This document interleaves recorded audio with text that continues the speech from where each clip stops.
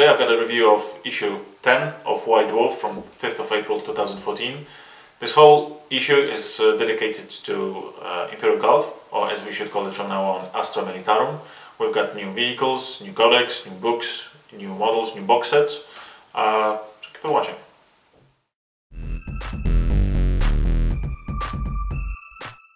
So here it is, issue 10 of White Dwarf from 5th of April 2014. As always, the first look on the front cover, on which we've got the new kit, Astra Militarum Wyvern, which is basically a twin-linked mortar on a mobile platform. First two pages, as always, prices of the new stuff and opening salvo from Jess Bickham. The first of the two options that we can build from this dual kit is Astra Militarum Hydra.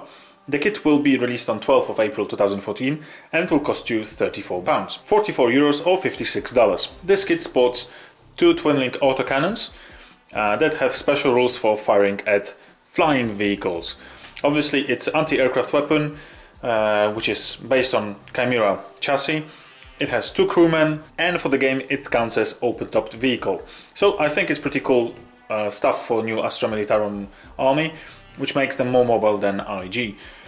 I hope that we will see more and more vehicles for Astra Militarum as we're supposed to, not hundreds and hundreds of guardsmen, which is also the case and makes sense, but I like vehicles. The second kit that we can build from this dual kit is Astra Militarum Wyvern, which is basically a twin-linked mortar. Again, twin-linked mortar on a moving platform. Deadly, deadly stuff. The rules are later on in the issue. Next up is Astra Militarum Codex. The Codex, as all of the new codexes, is hardback book, 102 pages more or less. This book will cost you £39, 30 euros or $50. It's full of updated background on Astra Militarum, plenty of rules, warlord traits, as well as new units that have never been seen before. Next, we've got Astra Militarum Codex Digital Edition, available for iBook formats and any other ebook readers. Again, Games Workshop is moving towards other devices, not only iPhones. So this book will be available in different formats, that's why they don't show the price.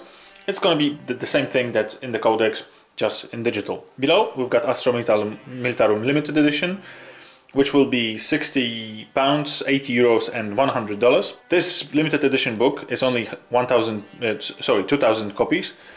It's bound in material. I don't know if some of you remember Imperial Guard Primer, a small booklet, more or less A5 format, that supposedly is given out to every guardsman on his first assignment. This limited edition codex includes additional artwork. As you can see, it also includes a special dust jacket, which is like a slipcase that you can put your book into. And on the next page we've got Cajun Armored Fist, a box set that includes 10 shock troopers and a Chimera with lots of weapon options.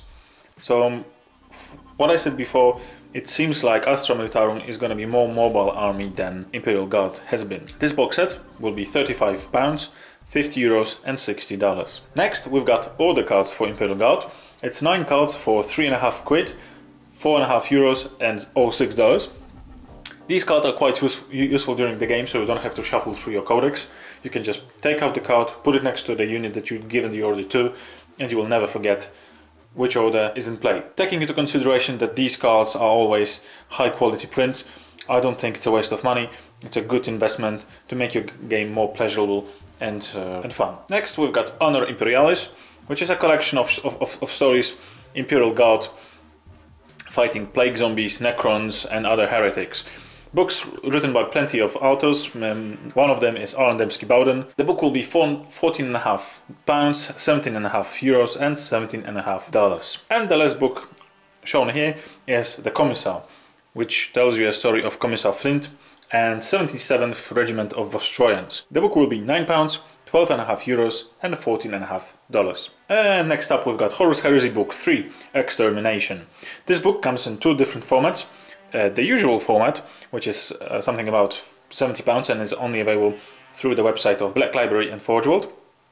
Also, there's a limited edition, limited to only 1,500 copies. The limited edition book comes with a slipcase that you can put two other books, book 1 and book 2, and it also contains art books and details on Istvan 5 campaign. As always, it's full color books, hardback copy. There's 289 pages of Forge World Horus Heresy goodies in it. On the next page we've got Jeremy Vetok sharing with us his tips and tricks, sometimes funny, sometimes stupid, not really informative.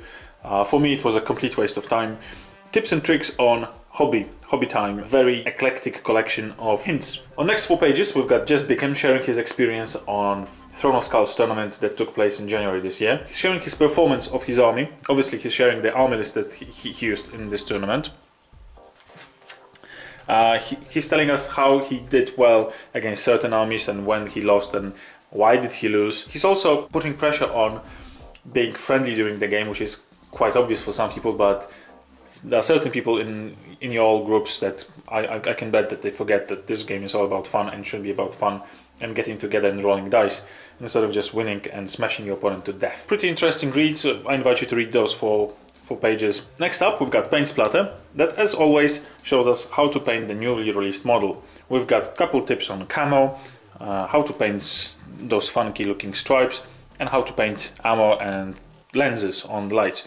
Also we've got an interesting tutorial on how to do muddy splatter on your tracks, which adds some kind of realism to your models. And just after that we've got rules for Astra Militarum Wyvern, allowing you to use this model straight away if you want to convert the model from some bits and putting it on your Chimera chassis. You can do it. If you want to wait for the official model, you can introduce yourselves to the new rules. The tank is open topped. The weapon is called Storm Shield Mortar, which is heavy to barrage, blast, ignores cover and shred. So as I said at the beginning, these are twin-linked Storm Shout mortars. And as always we've got Adam and Dan telling us their experiences with using this model or playing against this model. And next up we've got designer notes, 4 pages of Andy Clark and Nick Ho, who designed this dual kit. Andy Clark designed the Hydra and Nick Ho designed the Wyvern. There are tidbits of background of Astra Militarum from the new book. And next again we've got 4 pages of random articles. One of them that I found interesting is unit designations on Astra Militarum units. I never knew that there was a bigger idea behind those numbers, so I found it quite informative. And as always we've got Reader's Model of the Week. This week it's a model Dreadmore, painted by Miles David, also known as Little Loser on Facebook. This is the guy that I had a chance to sell him some paints, so you can say that I've probably got an input in this model. Yeah, I can see the paints over there, so these are mine probably. Yeah, I think so. These are mine. So I jest. Next we've got, on the last few pages we've got the model that was painted by some of the White Wolf team and the presentation of the new cover of Warhammer Visions that we've seen last week. And as always at the very end we've got the porting shot, which is Astra Militarum and a couple of the vehicles. Unfortunately we don't see the Wyvern over here, we only have 3 Hydras and the new Taurox. I personally bought this model. If you want me to post the video on the unboxing video of this model, leave such requests in the comments. I mean, the more I get them, the sooner I will do it. To be honest, I looked at the model and it looks quite cool, although it looks a bit like a... It's smaller than Chimera. It's sort of like a Jeep. I can't really imagine 10 Gaussmen fitting in that box in the compartment, in the same way as we can't see 10 Space Marines fit in the Rhino.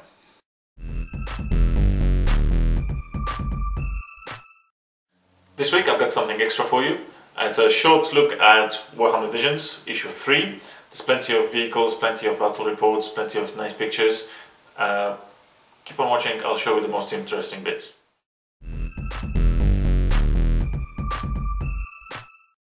So this is it. This is Warhammer Visions issue 3. And as you can see on the front cover, we've got Imperial Knight. This means that this issue will be mostly about Imperial Knights and latest releases like Hellbrutes, Imperial Knights and such. So on the first pages we can see Imperial Knights and plenty of pictures of Imperial Knights and how they are painted.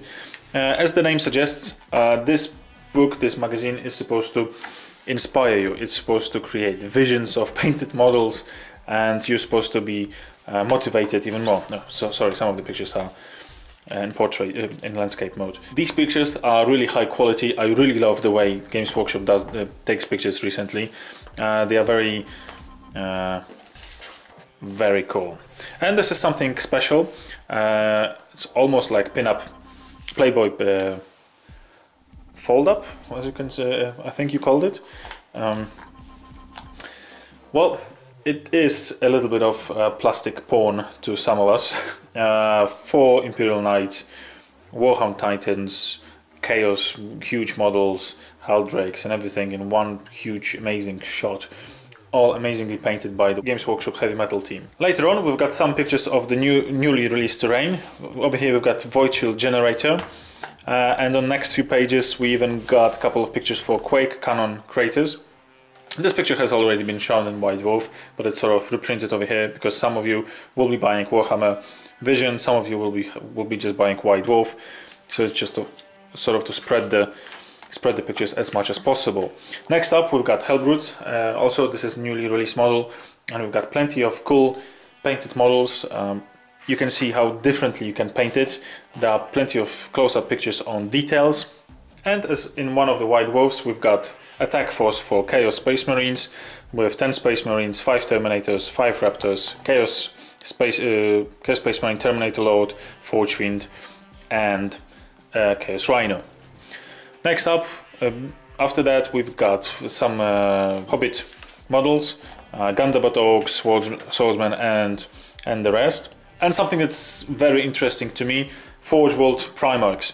If you like to paint your models just to put them in your cupboard so they look amazing, I really suggest you buy some of these models. I know they are expensive, but the detail work on them is astonishing. I mean, look at Ferrus Manus and his backpack. This is something out of this world, to be honest.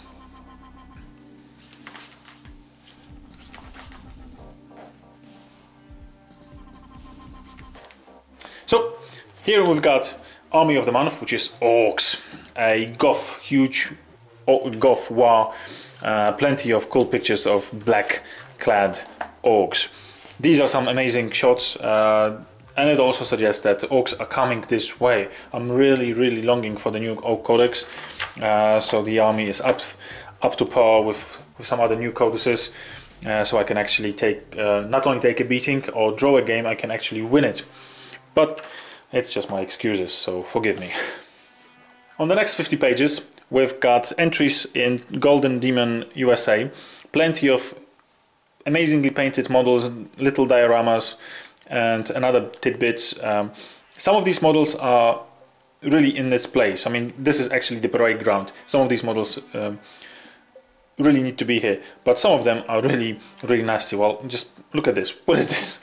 It looks like a 7-year-old sculpted out of clay. I mean, come on, it doesn't look right. It's not even well painted.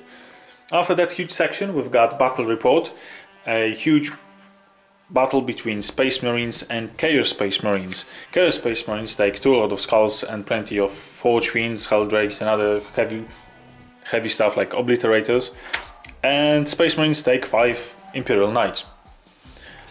I'm not going to go into details who won, who lost, but you read on. After that we've got Blanchitsu, where John Blanche shares his new creations, his new and twisted models. Some of them are amazing, some of them are, to be honest, crap, but this is his vision. Later on we've got Parade Ground, which is a presentation of models, armies. I think it's since the release of this module of Warhammer Games Workshop gaming table that it started to flourish, to be honest. Games Workshop started encouraging people to use one of the tiles, 2x2 tiles, to build their own display board. And you can see in some of the tournaments, probably in your own local tournaments as well, you can see the organizers encouraging people to present their armies in as cool way as possible on such small display boards. And next we've got section for Freeblade, Imperial Knights that are not tied in with any of the huge houses and don't want to fight for any of the chapters. They are just like sort of private Imperial Knights. But what strikes me in this section is that it has a printing error over here. I know this book is well, this book is not cheap, and it's just a monthly magazine. But come on, I'm spending so much money on this magazine. You could at least get it right, and they didn't. Obviously, I don't read German. I don't read French. But I can bet you that some of the German friends of ours and French friends of ours will be somewhat confused as to what it really says. Have some respect and do your job well, Games Workshop. Do your job well. I was even trying to figure out if this was maybe printed in China, so the quality was slower. because there's no such mistakes in White Dwarf, that it's obviously printed in UK because it said so in the magazine. But no, I couldn't find any information where this magazine is printed.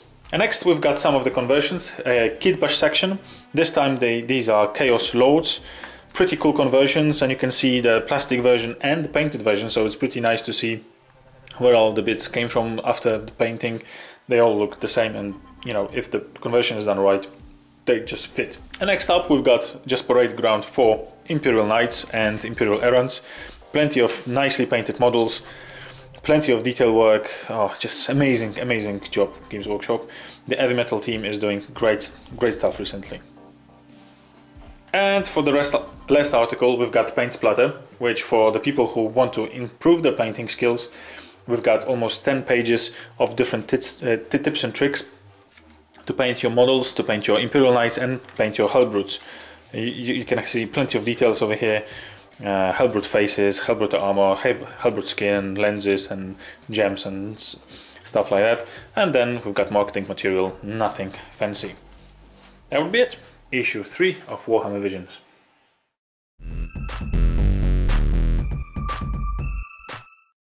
This concludes the brief look at Warhammer Visions and White Dwarf. As always, I invite you to subscribe to this channel, like my Facebook page, and subscribe as well to my Blogspot blog. See you next week.